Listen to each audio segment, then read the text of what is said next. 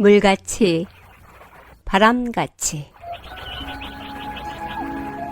부처님 말씀. 점수일체 지덕경. 헛된 말을 하지 말라. 거짓말을 하지 말라. 말은 성실해야 하며 진실해야 하며 도리에 맞아야 하며 시기에 적합해야 한다. 도리에 어긋나는 일을 말하지 말며 저쪽에 나쁜 말을 이쪽에 전하지 말며 이쪽에 나쁜 말을 저쪽에 전하지 말라. 안녕하십니까. 물같이 바람같이의 김자원입니다. 부처님 가르침을 대할 때면 너무나 친숙하고 우리가 알고 있는 상식적으로 당연하다는 그런 가르침들이 가끔 저를 놀라게 합니다. 그러면서도 그 상식적인 그런 얘기들이 우리가 지켜야 할 덕목이라는 것, 잊고 살고 있다는 것 생각한다면 그러한 가르침이야말로 진정한 가르침이 아닐까 하는 생각을 하게 합니다.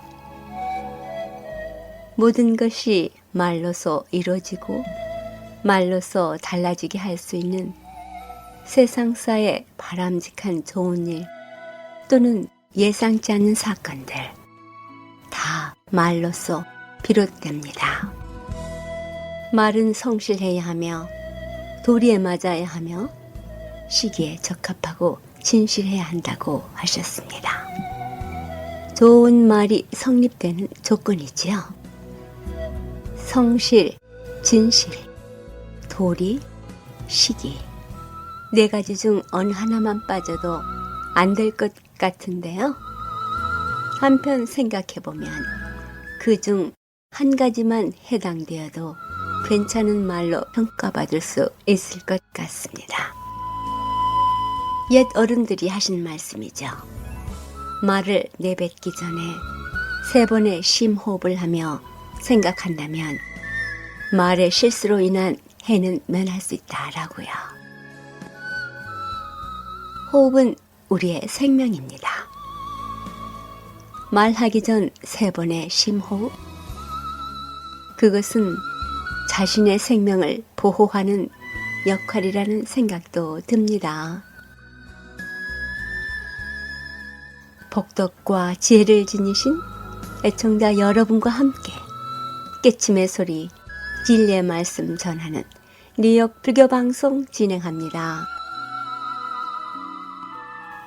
물같이 바람같이 뉴욕 불교방송, 오늘 이 시간에도 지난주에 이은 바람일 일기의 저자이신 대원성 보살님, 오늘이 그 마지막 시간입니다. 젊은 시절 스님들을 모시고 마을 법회를 열고 신행단체 연꽃 모임을 창립하시고 전법과 자비실천으로 온 생을 다 바쳐 살아오신 대원성 보살님 삶의 얘기 듣습니다. 함께합니다. 그리고 또 어떤 일이 한번 있었냐면 내가 이 책의 앞에 섰는데 제일 앞에 있어요. 우리 친구가 하나 이제 뭐 이렇게 알게 된 사이인데 기독교 근사 딸이에요. 불교를 모르는 사람 같아 내가 억지로 절에 데리고 다니는 거지.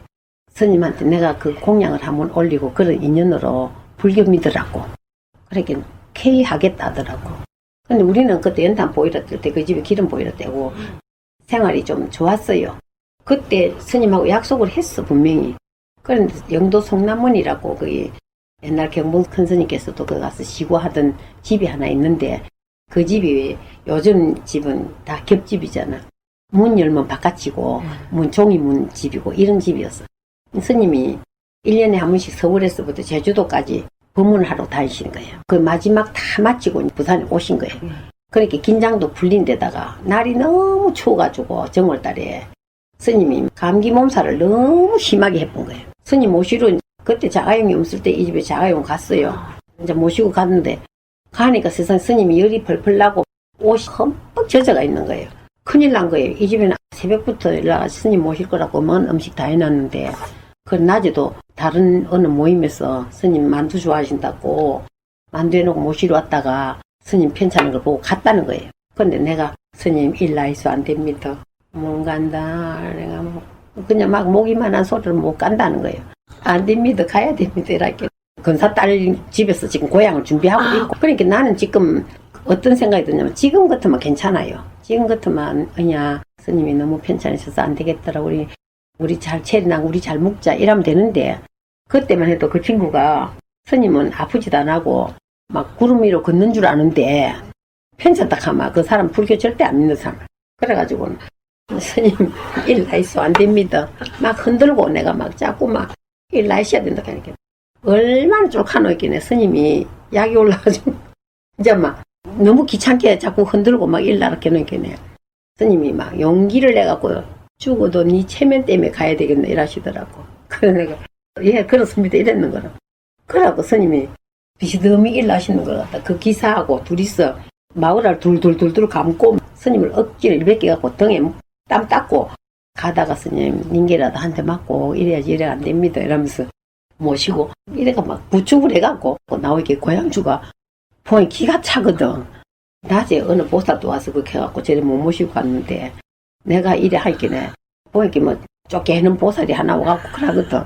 내가 스님을 억지로 모시고 가요. 차 안에서 스님이 억지로 정신 차려갖고 세 가지 조건을 걸으시는 거예요. 대원성아 내가 할 수 없이 가기는 가는데 세 가지 조건은 따라줘야 되겠다. 뭡니까 말 예 할게요 이렇게 절대로 30분 이상 붙들지 않기 그리고 음식 권하지 않기 그 다음에 말 시키지 않기. 그럼 그 집 뭐하러 가는데 그래가지고 그래서 내가 그래도 얘기했지 뭐 어쨌든 간에 가야 되니까 하면 뭐 그 집 와서 막 편찮으실까 봐 거기 이제 죽겠는 거예요. 이제 가기는 가는데 집에다 불 좀 넣어놔라 이렇게 그 절에서 전화를 했어. 세상에 집에 들어가니까네 온통 보일러를 넣어놓기네 집이 훈훈한 데다가 세상에 음식을 나는 스님을 청해도 그렇게 한번 잘 차려본 일이 없어요. 그렇게 잘 차려놨더라. 그 집 남편이 서울에 비행기 타고 출장 갔다가 손님 온다고 비행기 타고 내려왔는데 스님 안 가시면 어찌 되겠어요. 그래가지고 이제 갔는데 스님이 들어가시면서부터 얼음 녹듯이 녹는 거예요. 세상에 몸이 살살살살 풀리는 게 보이는 거예요. 그러더만 세상에 그 정월달에 쑥국을 끓여놨더라고. 그래갖고 그 쑥국을 2그릇이나 잡수네. 그러고 나니까 사람이 몸이 막 너무 못 잡수고 힘들어 있다가 국을 잡수면서부터 이제 몸도 풀리고 방이 따뜻하니까 살살 녹아가지고 스님이 다 나으신 거예요. 세상에 그걸 밥을 한 그릇 다 잡수는 거예요. 이야기를 하기 시작하는데 스님 이제 그만 말씀하세요. 그래도 막 재미나게 이야기하시는 거예요. 안 아픈 사람이에요. 안 아픈 사람. 그러더니 우리 처사가 오면서 아이스크림을 사왔네. 내가 일부러 스님 못 가봤어. 숭구라고 막 이래서 손짓을 하고 이랬더니 내 아이스크림 좋아하는데 이러시는 거. 그래가지고 그 아이스크림을 2번이나 잡수네. 그래서 내가 스님 이제는 스님 아픈 거는 내 탓 아닙니다. 아이스크림 탓입니다. 이제 내 탓 하지 마이소요. 그래가 세상에 그 동명불언이 보이는 대연동 집인 거예요. 2층에 올라가서 그 집 주인이 막 인사도 이러는데 얼마나 그 집 불교를 모르는 집이냐면 스님한테 절을 내가 3번 하라 했어. 하는데 스님이 한 번 하고 나서 그만하라 했거든. 저건 2번째 엎드리는 건데 그만하는 거예요. 죽은 사람한테 2번 하지 산 사람한테 누가 2번 합니까? 그렇게 2번 이제 절을 하고 앉았을 정도로 모르는 사람인데 그게 인연이 돼가 그 사람이 너무너무 착실한 불자가 돼갖고 다음 내가 연고모임 회장 10년 하고 나서 그 사람이 회장 받았다. 그래서 지금도 그 집안 식구들이 모두 다가 사경하고 지금도 얼마나 열심히 그런 불자가 돼가고 살고 있거든요. 아까 참 말하던 중에 한 가지가 방생 적에 그 당시는 처녀가 절에 안 다니는데 그 이튿날 감로사를 가니까 그 노보살 한 분이 스님한테 따지더라고. 스님은 어디서 그래 가시나를 하나 달고 댕기냐고. 그때 내가 들어갔는 거예요. 그러니까 자 왔네. 자 명초당 딸아이가 이러니까 할매가 깜짝 깜짝 놀라면서 네가 명수당 딸이가? 예. 아, 그러면 그렇지. 그러더니 그 할머니가 내보고 니는 이제 내 딸이다잉? 그러시더라고. 나중에 알고 보니까 부산국세청장 엄마예요. 호랑이 보살이라고 소문난 할머니인데, 그래 내가 그 할머니 내가 어머니 하고 따라다녔어. 우리 그런 말 있잖아. 할아버지 선심이 손자 거름된다고. 우리 아버지가 약을 지어드렸던 그 스님이 강화보문사서 만나요. 내를 그렇게 아끼고 챙겨주셨던 거. 그것도 우리 아버지 덕택이고, 내가 일타 스님을 마음 놓고 따라다닐 수 있었던 것도 우리 아버지 덕택이고, 아버지라는 그 그늘이 지금 생각해도 너무 큰 은혜고, 불교를 안 믿었으면 오늘날 내가 이렇게 될 사람도 아니었고, 또 그런 큰 스님들을 안 만났더라면 또 몰랐을 거고, 9명 정사 스님이 우리 집에 오셨을 때 그때 그 법주사 혜정 스님이 하시는 말씀이 이 집 주인 보살 좀 보자 이러더라. 나 예 하고 가니까 어째 이 조그마한 보살이 이래 복이 많노 그러시더라고. 내가 만약에 오늘 내가 밥을 내겠습니다, 스님들 같이 갑시다 하면 이만치 안 모였다 그런 이야기를 하시더라고. 근데 그 중에 누가 빠졌냐면 자원 큰 스님이 율사 스님 제일 어른 스님인데 그때 안 오셨거든. 그 며칠 후에 포교 원장 하신 그 해총 스님이 손자 스님이거든. 자원노 스님의 해총 스님하고 지금 반여동 해림사라고 그 독림 스님이라고 있어. 그래 그 스님하고 둘이가 자원노 스님을 부축해 오셨더라고 우리 집에를. 그 자원 스님. 그러니까 와서 공양하니까 내가 봐 10분 정사 스님을 한 자리에서 다 모셨다는 게 너무 고맙잖아요. 이런 스님들하고 있었던 그런 일화라는 거는 이루 말할 수가 없지요. 한 번은 법무사 오셨다가 대원성아 어디 몸일 잘하는 집 뭘 아나 이러시. 그래서 내가 알지요 이랬는 거야. 내가 앞에서 차 운전하고 뒤에 스님들 쭉 큰 스님들이 자기 시봉이 운전하는 차를 타고 오신 거예요. 몸일 잘하는 집을 갔어. 얼마나 스님들이 좋아하신지 이 주인이 몸일로 당하지를 못한 게. 그때 오신 스님 중에 일각 스님이라고 송황사 방장 스님, 구산 스님 다음에 방장하신 스님이 그래 오늘 공양낸 보살 좀 보자. 예 하니까 오늘 너무너무 공양을 잘했다고 나도 선물을 하나 줘야지 이러시면서 남색천에 간세음보살 금박으로 이렇게 찍힌 액자거리를 하나 주시면서 그래 내가 줄 게 이거밖에 없네 이러면서 그래 오늘 너무너무 공양을 잘해서 고맙다고. 그런데 요새 생각을 해보니까 그때 그리 몸일 좋아하시던 그 스님도 가시고 홍시 좋아하시던 그 스님도 가시고 선물 바로 주라고 일러주시던 스님도 가시고 날 장전동 방송국장이라고 하시던 법정 스님도 가시고 구산 스님도 송화사 가니까 오늘은 미소다 미소다. 미소가 국수네. 절집에서 말하는 건 미소가 국수라. 오늘은 미소다 미소다 먹고 가라고 맛있다고 호박 넣고 어찌 하면 맛있거든. 그렇게 가시던 그 스님도 가시고 이 사진첩을 펴놓고 보니까 내가 지금 알고 있는 스님 중에는 다 가시고 후손 스님들이 계시잖아요. 근데 참 많이 그립지. 근데 그 중에 총무원장 하셨던 그 지간 스님은 언제나 범어사일 보살게 오시면은 그 스님이 교수 아살이거든. 그래 오셔서 법문을 하시러 오시면은 꼭 밤차를 타고 오셔. 밤 내 타고 오셔. 새벽 6시에 내려가고 우리 집에 오셔서 아침 잡숫고 우리가 이제 모시고 올라가고 이러거든요. 근데 왜 스님 밤차로 오시느냐고 물어봤어. 아니 낮 시간이 아깝지 않느냐고. 왜 밝은 낮 시간을 차 타는데 보내느냐고. 그러니까 밤에는 어차피 자는 시간이니까 야간 열차를 타고 오면은 밤에 거기서 잠자고. 그래 우리는 그 밤차 그 침대차가 참 좋은 줄 알고 우리도 한번 타고 싶어 원얼 해가지고 우리 친구 하나가 우리도 밤차 한번 타보자. 한 번도 안 타본 걸 침대차를 타고 서울 간 거예요. 나는 죽는 줄 알았어. 그 레일이 귀에 너무 가깝게 들리니까 기차가 탈선하는 것 같고 멀미 안 하는 내가 내려갖고 멀미를 다 했다니까. 이렇게 불편한 차를 타고 다니시면서 그 밤 시간을 이용하시구나. 참 스님 한 분 한 분마다 배울 게 얼마나 많아. 그때 일타 큰 스님이 그 말씀을 하시더라고. 지간 스님은 굉장히 노력하신 스님. 그래서 지금도 집에서 매일 새벽 4시 반에 일어나서 내가 기도하잖아요. 기도하고 맨 마지막에 내가 영정 모시고 있어요. 고암종정 큰 스님한테는 생전에 그 인자하고 자비로우신 스님께서 얼마나 인자하고 자비롭나마.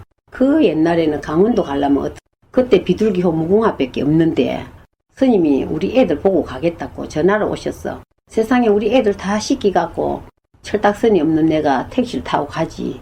웬 버스를 타고 부산역까지 와가지고 보니까 차가 5분 전에 떠나버렸어. 스님이 가시 안 되나? 가셨을고 안 계실 줄 알았더니 세상에 역사에 앉아 계시는 거예요. 엄마 죄송해서 스님 어쩝니까 차가 가쁘지? 가니까 5분 전에 떠났어. 그럼 보통 스님 같으면 화를 내야 맞잖아. 그럼 뭐 그래 약속해놓고 그래 오락하든지 안 그러면 뭐 기다릴 것도 없이 가실 수도 있잖아. 근데 그래도 애들 보고 가야지. 다음 2시간 기다리면 차 있어. 아 사람이 얼마나 미안코 죄송스러워요. 그래갖고 그 애들 다 이렇게 어루만지면서 그래 애기들 잘 키우라고 이러시고 부산에 오시면은 꼭 전화를 하시면은 다른 스님들은 식구들 다 잘 있지 이러시는데 고암선님들은 노성은 처사 잘 있고 그래 대원성은 요새도 절에 잘 다니고 있고 노근영이도 잘 크고 노영준이도 하마 많이 컸겠고 노아란이는 또 어떻고 노보현이는 모두 이렇게 식구들 이름을 하나하나 읽어가면서 안부를 주셨던 참 인자하신 분이거든. 그 스님의 어떤 그 인자하고 자비로움을 참 잊을 수가 없잖아요. 그래서 내가 고암종정 스님 은혜를 잊을 수가 없다고 감사합니다 하고 아침마다 제가 잊지 않습니다 하고 일타큰 스님도 얼마나 사람이 인자하고 자비로운지 그 스님이 오늘날 대원성을 있게 해주신 스님이 일타 스님이거든. 스님이 아니었다면 오늘날 대원성은 없는 거예요. 정말 이렇게 우리 예를 든다면 고암 스님은 낳아준 부모와 같고 일타 스님은 유모와 같은 정말 나를 키워주신 그런 분이라고 생각하면 되겠지. 그리고 법정 스님의 그 생각, 사고 나 그게 너무 담고 싶더라고. 내가 일타 큰 스님을 그렇게 처녀 때부터 따라다녔는데 나는 돌아가시고 나서 생각해봤어. 세상에 내보다 15살밖에 안 많네. 나는 한 번도 이 스님이 내보다 나이가 몇 살 많고 이거 생각 안 해봤고 또 아니면은 남자 스님이라고도 생각 안 해봤고 오직 스님이라고만 믿었는 거예요. 지금 내가 미안하고 부끄럽게 한 거는 진짜로 잊을 수 없는 거는 저녁쪽에 서울의 그 불교신문사 기자한 김숙현이가 속은 기독교인이고 겉은 동국대학교 불교 연극영화과 나와가지고 그 사홍서원 3개월에 5개 6바람일 이거 봐 아주 기초적인 거를 배워가지고 와가지고 시험 치갖고 불교신문사 기자가 된 거예요. 자기 집에 오빠도 형부도 전부 다 기독교인인 거예요. 그런데 이 사람도 속은 기독교인이라. 그런데 이제 신문사 근무하다 보니까는 기자라는 게 안 그렇습니까? 좋은 점보다 안 좋은 걸 많이 보잖아요. 그러니까 불교에 대해서 굉장히 비판적인 거예요. 그런데 내가 강화보문사 기도했던 걸 이 친구가 취재해갖고 신문에다 냈거든. 그게 인연이 돼갖고 내하고 나이가 같고 이러니까 그래 여름에 휴가를 부산 한번 오렇게 왔는 거예요. 근데 오면서 성당 다니는 친구를 하나 데리고 왔어. 혜자라는 그 친구는 목소리가 굉장히 크고 김숙현이도 목소리 크고 나도 목소리 크고 서희가 그런데 그때가 25살인가 일타스님 나이 40살 얼마나 젊었어요. 근데 밑에 수산 스님이라고 큰 스님들 계셨어. 밑에 극락에 계셨는데 그래가 또 가서 막 스님 우리 왔다고 이러니까 스님이 저녁 때 이러니까 조용조용 들어라 하는데 방에 들어가갖고 막 서희가 막 아무것도 막 떠드니까 스님이 9시만 되면 자야 되거든. 조용히 해야 돼. 왜 이 좋은 데 와서 자느냐고 말이지. 우리는 안 자거요. 그래갖고 막 서울말로 ความ지르고 이러니까 스님이 민망해갖고 불을 꺼보니까 막 왜 불을 껐냐고 불을 꺼놓고 막 큰 소리 떠들고 그래. 스님이 밑에 큰 스님 계셔. 큰 스님 계셔. 그래도 떠들었는 거예요. 지금 이제 아는 거예요. 그때는 우리 그런 거 몰랐어. 아침에 새벽에 스님이 대중처소 가서 밥을 잡숴야 되는데 부끄러워 못 가시는 거예요. 그러고 우리를 굶길 수도 없고 스님이 지금 막 그게 여간 고민이 아닌 거는 이제 스님이 고민하고 있다가 시봉하는 자명 스님이 있었어. 그 스님이 동국대학교 철학박사 나온 스님인데 그 스님이 17살 시봉을 보고 있는데 스님이 우리를 굶길 수가 없어갖고 연구를 해보니까 그 방에 뭐가 있나 말이야. 병상 가서 해먹는 코필 있잖아요. 그게 하나 있었는 거야. 스님이 그게 생각이 나가지고 자명아 큰절에 가서 살을 조금 얻어온나. 살을 숟가락 5개 하고, 그래, 얻어온 낫겠네. 요새 그치, 냉장고도 없고 이러니까 스님이 고추장 요만한 거 딱 하나가 있더라고. 고추장, 그거밖에 없는 거야. 그렇게 코펠에다가 밥을 안 짓는데 5명이 숟가락을 갖고 한 소띠를 같이 먹는 거죠. 그렇게 아무것도 없으니까 도라지를 마당에 보이더라고. 그걸 캐갖고 찢어가지고 고추장 문치가 반찬은 그것밖에 없어. 세상에 스님하고 5명이 스님 둘이 처녀서의 밥을 그떠 먹는 거예요. 그냥 도라지 한 뿌리 먹고. 그래, 그 밥을 먹었어요. 그러니까 그 다음날 아침 우리가 간다니까 스님이 부끄러움 밖에 못 나오시고 갈래 이러시더라고. 우리가 버스 타러 갔는데 한참 있어 이렇게 시봉이 내려와가지고 차비를 주더라고. 그래 우리가 그 대구 가가고 헤어지고 이랬는데 몇 년이 흘렀어. 산창엽서라고 김숙혜가 신문에다 편지를 썼어. 그래 스님 답을 쓴 거예요. 그때는 하룻밤 자고 가라 말 못했는데 이제는 내가 지조가 암주를 맡았으니까 와서 실컷 떠들고 그렇게 스님을 곤란하게 한 때도 있었다고. 스님한테 뭐 패기치고 애미기고 그런 거 뭐 말할 수가 없지 뭐. 그렇게 많이 은혜를 잊고 이랬으니까 내가 지금 생각해 세상에 40살 문 젊은 스님이 이 다 큰 처녀들이 서희가 와 떠들어대기시 밑에 큰 스님들 보기 얼마나 아마 그날 대중공사 안 받았는가 몰라. 그런 게 지내고 생각해도 그런 내색 안 하시고 받아주시고 그랬던 은혜라든지 뭐 이 스님 하면 이 스님 이야기 저 스님 이렇게 왜 막 너무 그동안 있었던 이야기들이 너무 많잖아요. 뭐 또 해국 스님 하면 또 해국 스님에 대해서도 이 책에도 있지만 스님들끼리도 누가 해야 된다 하는 게 있잖아. 책임감이랄까.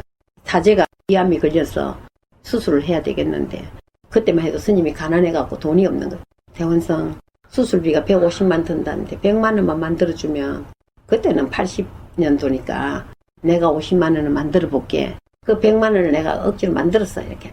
그래 뒤랬더만 위암 수술을 해가지고 그 스님이 몇 년을 더 살다가 결국은 가셨는데 내가 스님 보람도 없이 그렇지요. 이렇게 스님이 보람은 상관이 없다고 우리가 할 일을 했다는 거. 뭐 명이 다 돼서 죽는 거야 어쩔 수 없지만은 우리가 아픈 환자를 보고 안 있었다는 거. 또 최선을 다했다는 거. 그거면 됐지. 보람까지 욕심을 다 낼 수는 없지 않느냐고. 뭐 이런 우리가 왜 소중한 한 가지씩 다 얻어짓던 그런 큰 스님들 이야기 말할 수가 없지요 다. 내가 믿는 것도 자연스럽게 믿었지만 나는 스님들이 그런 말씀을 하시되 기도 중에 가피가 3가지가 있다. 명운 가피가 있고 현현 가피가 있고 몽중 가피가 있다. 그런 이야기를 하는데 이렇게 내 인생을 돌아보니까 나는 서서히 젖어온 명운 가피지 않느냐 그런 걸 생각해보고 우리 아이들이 잘못했을 때 단체 기합으로 108배 시키고 했던 것이 어느 날 보니까 우리 아들이 벌도 안 줬는데 스스로 108배를 하더라고. 중학교 갈 무렵부터 해가 고등학교 입학 때까지 1000일 동안을 하루도 안 걸르고 그렇게 하더니 그래서 중학교보다 고등학교 가서 더 잘하고 고등학교보다 대학 가서 더 잘하고 결국은 카이스트 석사 박사 받아가지고 그런데 지금도 회사 가면서 아침마다 차 한잔해서 내가 불감을 선물했어요. 결혼할 때 그거다 모시고 매일 차 한잔 올리고 절을 하고 회사 가는 그런 모습이 내가 너무 고맙고 감사하고 내가 살아온 이 모든 게 다 은혜죠. 그래서 내가 이런 누가 허공을 비웠다 했는가 이 제목은 우리가 보통 허공은 비었다고 하잖아요. 근데 빈 것이 아니고 비었기 때문에 이 천지만물 우주조화 공기가 그 속에 다 살고 있잖아요. 빈 게 아니잖아요. 어찌 보면 더 가득 찼잖아요. 그래서 그런 걸 내가 느끼면서 이렇게 써진 거고 여기도 내가 이런 걸 써놨잖아요. 내가 나를 버릴 때 내가 내락하는 거 버리니까 우리가 돼 있더라고. 그리고 또 우리가 내 안에 있으니까 내가 더 큰 내가 돼 있더라고. 이제 그런 글귀라든지 마음은 하늘이고 생각은 구름이여라. 마음은 항상 하늘과 같이 가만히 있는데 생각이 움직이면서 그 사람 보고 마음이 어떻다 하잖아요. 마음이 달라지진 않잖아요. 그리고 마음은 바다이고 생각은 파도여라. 바다는 본데 가만히 있는데 파도지가 큰 파도 작은 파도 하잖아요. 우리가 살아가는 인생이 다 그런 거잖아요. 인생의 어떤 근본 바탕은 다 누구나가 같지만 어떤 생각을 일으키냐 따라서 자기 업을 만들어 가잖아요. 업이 뭡니까? 뭐 우리가 보통 뭐 선업 악업 하지만 굳이 그렇게 안 하더라도 지가 즐겨하는 것이 업이잖아요. 그런 부분을 내가 이런 글들을 쓰게 됐는데 목사님께서는 이미 깨달음 얻으셨나 봐요. 깨치셨기 때문에 그게 더 그래서 가능하지 않았어요. 내 속에서 그게 다 이렇게 잠재되어 있다 할까 그런 거라든지 아니면 생각이 나는 부처님 말고는 다른 생각을 안 하고 살았으니까 내 생활이 그럼 보통 이런 말 하잖아. 우리가 막 내가 누구를 만날 때 말할 때는 생활 속에 불자가 되라 하는데 나는 불교 속에 생활을 했어요. 그래서 그게 다른 사람보다 조금 다릅니다. 생활을 하면서 부처님을 찾아가는 게 아니고 나는 부처님 속에서 내 생활을 해왔다고 그렇게 말을 할 수 있죠. 이 책을 내고 나니까 그런 말을 합니다. 이 작은 시집 하나에도 하루에 한 편씩 읽어서 좀 낭독이 되면 참 더 좋은 공유가 되겠다 이런 말을 하는 사람들도 있고 고맙습니다. 아유, 고맙습니다.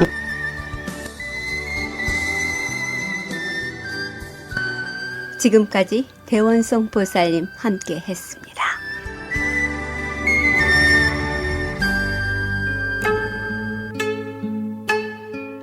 대원성 보살님의 저서 바람일 일기에 실린 짧은 글 더불어 산다고 하지만을 여러분께 소개합니다. 더불어 산다고 하지만 세상의 삶이란 그리 만만한 것이 아니지요. 말로써 남의 아픔을 위로하고 가슴으로 슬퍼해 주지만 과연 얼마만한 도움이 될까요? 우리들이 자주 쓰는 말, 너와 나. 이 말이 얼마나 냉정한 정답인가. 상대를 위한다는 마음으로 밥을 대신 먹어줄 수 있나요? 대신 아파줄 수 있나요? 대소변을 대신 해줄 수 있나요?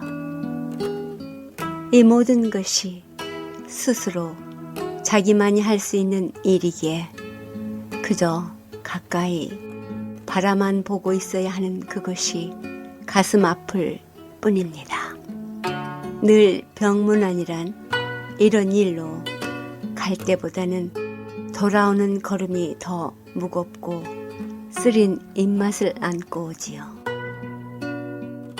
그것도 잠시 다친 환자라면 기다리는 마음이 있어 웃지만 중환자의 기대할 수 없는 인생의 귀로에 무슨 방법으로 도움이 된단 말인가.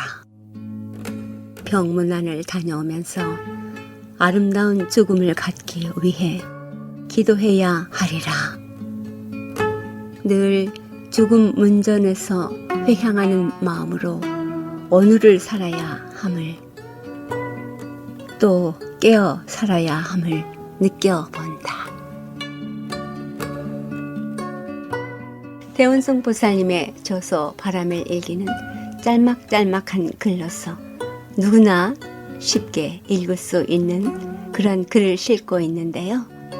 일상생활에서 얻은 여러 가지 것들을 잘 마무리해서 불교적, 진리적 입장에서 자신을 바라보는 그러한 법문으로 우리에게 와닿는 그러한 책입니다. 하면서 스스로 마음에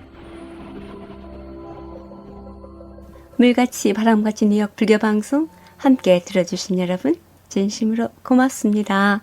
지금까지 진행의 김자원이었습니다. 다음 2시간까지 편안한 시간 보내시기 바랍니다. 안녕히 계십시오.